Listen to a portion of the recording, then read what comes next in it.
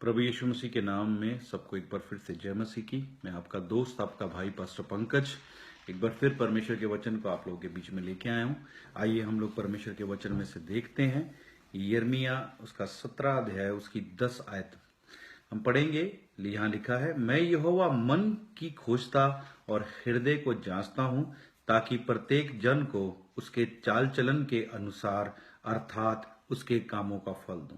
देखिए, इस वचन को जब हम लोग पढ़ते हैं तो यहाँ लिखा, परमेश्वर कहता है, मैं मनों को खोजता और हृदय को जांचता हूं। और मन को, हृदय को जांचने के बाद जो इंसान काम करता है, जो धार्मिकता के काम करता है, उसका फल वो देने वाला है। आइए इस वचन को समझने के लिए हम लूका की अंजील उसका 18 अध्याय उसकी 9 आयत में एक यीशु मसीह ने दृष्टांत दिया, एक उदाहरण दिया, उसके बारे में देखेंगे। जब हम उस दृष्टांत को पढ़ेंगे, समझेंगे, तब ये आयत हमें समझ आएगी। आइए हम निकालेंगे लूका उसका 18 अध्याय उसकी 9 आयत। इसमें लिखा है, उसने उनसे जो अपने ऊपर भरोसा रखते थे कि हम धर्मी हैं और दूसरों को तुच्छ जानते थे, ये दृष्टांत यानी कि ये उदाहरण दिया। देखिए, आज हम लोग देखते हैं बहुत से लोग अपने आप को धर्मी समझते हैं और दूसरों को तुच्छ समझते हैं। तो उन लोगों के लिए परमेश्वर यीशु मसीह ने बताया कि कौन धर्मी है और कौन पापी है, कौन धर्मी है।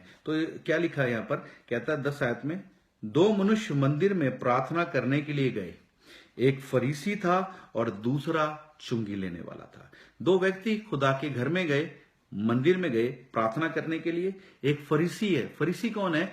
परमेश्वर के वचन का ज्ञान रखने वाला। वो ज्ञान, वो वचन जो परमेश्वर ने मूसा को, इजरायलियों को देने के लिए कहा था, वो व्यवस्था जो परमेश्वर ने इजरायलियों को दी थी, उस व्यवस्था को वो फरीसी व्यक्ति जो है अच्छे से मानता था। अब ये दूसरा व्यक्ति जो चुंगी लेने वाला है, इसको एक पापी आदमी, यानी कि जो परमेश्वर को नहीं विश्वास करता, मतलब उसके हुक्मों पे नहीं चलता, उसको देखा जाता है। तो हम लोग देखते हैं तो लिखा है, फरीसी खड़ा होकर अपने मन में यूं प्रार्थना करने लगा, हे परमेश्वर, मैं तेरा धन्यवाद करता हूं कि मैं दूसरे मनुष्य के समान अंधेर करने वाला, अन्यायी, व्यभिचारी नहीं, ना चुंगी लेने वालों के समान हूं। मैं सप्ताह में 2 बार उपवास करता हूं। मैं अपनी सब कमाई का दशमांश देता हूं। तो यहां हम लोग देखते हैं परमेश्वर के वचन में, जो फरीसी है वो खुदा के घर में जाता है, परमेश्वर के मंदिर में जाता है और क्या प्रार्थना करता है, कैसे प्रार्थना कर रहा है। कहता है कि मैं दूसरे व्यक्ति के समान नहीं हूं, ना तो व्यभिचार करने वाला हूं, ना मैं मूर्ति पूजा करने वाला हूं, ना मैं चुंगी लेने वाले के समान हूं। और साथ में कहता है, मैं सप्ताह में 2 बार तो उपवास करता हूं, रोजा रखता हूं और अपनी सब कमाई का दशमांश देता हूं। वो इस तरीके से दूसरों को तुच्छ जान रहा है और अपने आप को धर्मी दिखा रहा है। तो आगे देखते हैं क्या लिखा है 13 आयत में, परंतु जो चुंगी लेने वाले ने दूर खड़े होकर, अब यहां पे दूसरा व्यक्ति जो चुंगी लेने वाला है, इसके विषय में लिखा है, वो मंदिर में भी नहीं आया, दूर ही खड़ा है, दरवाजे पे ही खड़ा है। और कहता है, चुंगी लेने वाले ने दूर खड़े होकर स्वर्ग की ओर आंखें उठानी भी ना चाहिए। उसने इतनी हिम्मत नहीं की कि वो सर को उठाए परमेश्वर के सामने, और अपनी छाती पीट पीट कर कहा, हे परमेश्वर, मुझ पापी पर दया कर।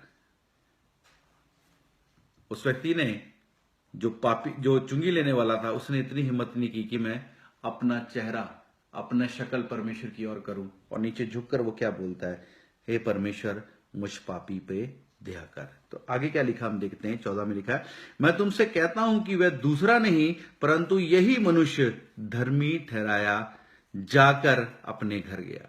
तो देखिए, पहला व्यक्ति, फरीसी व्यक्ति जो खुदा के वचन को जानता था, वह विचार नहीं करता, मूर्ति पूजा नहीं करता, सप्ताह में 2 बार उपवास करता है, दशमांश देता है, सभी धार्मिकता के नियमों को जानता है, लेकिन वो व्यक्ति धर्मी नहीं ठहरा। लेकिन धर्मी कौन ठहरा? फरीसी, जो चुंगी लेने वाला था, जिसने अपने आप को परमेश्वर के आगे खोल के रख दिया कि प्रभु, मैं तो दशमांश भी नहीं देता, मैं तो सप्ताह में 2 बार उपवास भी नहीं करता, मैं तो प्रार्थना भी नहीं कर पाता, प्रभु मुझसे तो कुछ काम होता ही नहीं है प्रभु, लेकिन मैं इतनी हिम्मत नहीं करता कि तेरे को देखूं, मैं पापी हूं, प्रभु मुझ पे दया कर। तो बाइबल बताती है, यीशु मसीह ने कहा, ये दूसरा व्यक्ति जो है, यानी कि जो क्या कहते हैं, जो चुंगी लेने वाला है वो धर्मी व्यक्ति ठहरा। और जब हम लोग यिर्मयाह 17 की 10 आयत पढ़ते हैं तो अब ये आयत जब हम पढ़ेंगे तो हमें समझ आ जाएगा कि आयत क्या कहती है। यहां लिखा है, मैं यहोवा मन को खोजता और हृदय को जांचता हूं। या परमेश्वर का वचन हमें बताता है कि परमेश्वर मनों को खोजता है और हृदय को जांचता है। देखिए, आज दुनिया में साइंस ने इतनी तरक्की कर ली है, हर चीज टेस्ट करने की मशीन है। आंख टेस्ट करने की मशीन है, बाल टेस्ट करने की मशीन है, स्किन टेस्ट करने की मशीन है, दांत टेस्ट करने की मशीन है, ब्लड टेस्ट करने की मशीन है। हर चीज को टेस्ट करने की मशीन इस दुनिया में है। लेकिन कोई ऐसी मशीन बनी है जो जान ले कि हमारे मन में इस समय क्या चल रहा है? वो मशीन सिर्फ परमेश्वर के पास है। परमेश्वर जान लेता है हमारे मन में क्या चल रहा है, और परमेश्वर ये भी जानता है अभी थोड़ी देर बाद हमारे मन में क्या आएगा और हम लोग क्या करेंगे। सो मैं यहां परमेश्वर के वचन को देखते हैं तो कहता है, मैं यहोवा मन को खोजता और हृदय को जांचता हूं, ताकि प्रत्येक जन को उसके चाल चलन के अनुसार अर्थात उसके कामों का फल दूं।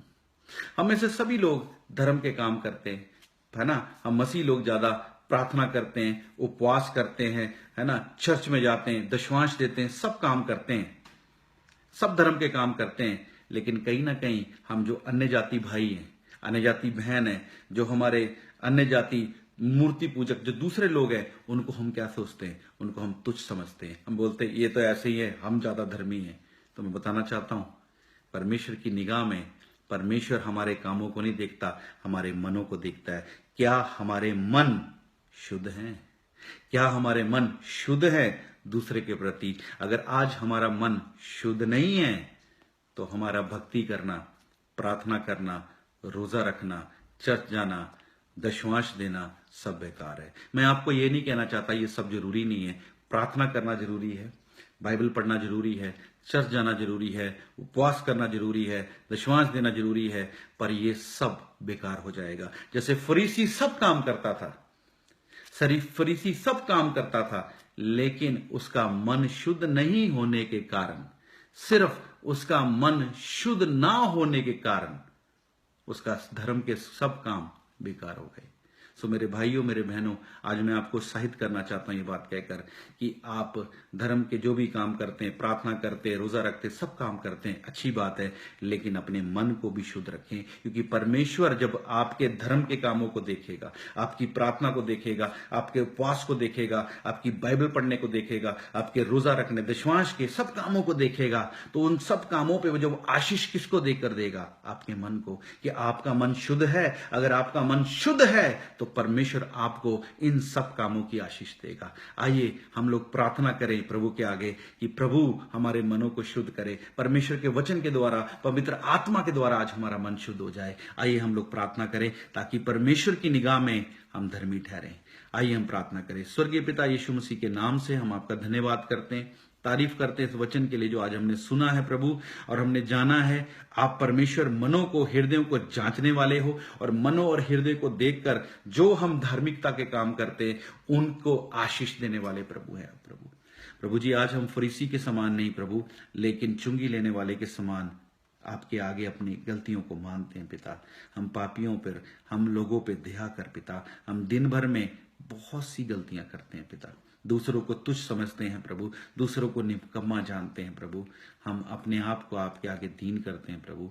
हमें क्षमा कर, हम पे रहम कर पिता। प्रभु तेरी कृपा हम सबके ऊपर बनी रहे, प्रभु यीशु मसीह के नाम से, आमीन। सो प्रभु आप सबको आशीष और बरकत दे। मैं धन्यवाद करता हूं कि आप मेरी वीडियोस को देखते हैं, लाइक भी करते हैं, शेयर भी करते हैं। और मैं ये बात जानता हूं कि इसमें कई बार कहीं बोलने में मिस्टेक हो जाती है, शब्द थोड़े इधर उधर हो जाते हैं, दूसरी बात कुछ मिस्टेक होती है, तो आप मुझे क्षमा करें। और साथ में मैं आपसे विनती करता हूं, आप जरूर मुझे कमेंट दें, बताएं कि मैं कहाँ गलती कर रहा हूं, ताकि मैं अपनी गलतियों को सुधारूं। और मैं चाहता हूं जब आप मुझे कमेंट करते हैं मेरे को बताने के लिए, सजेशन देने के लिए, तो मेरा जो फेसबुक का मैसेंजर है उसमें प्लीज आप मैसेज करें, बताएं मेरे को, ताकि मैं अपने वीडियो को और अच्छा कर सकूं, ताकि परमेश्वर का वचन हम सब लोगों तक पहुंचे। प्रभु आप सबको आशीष दे। सबको जय मसीह की।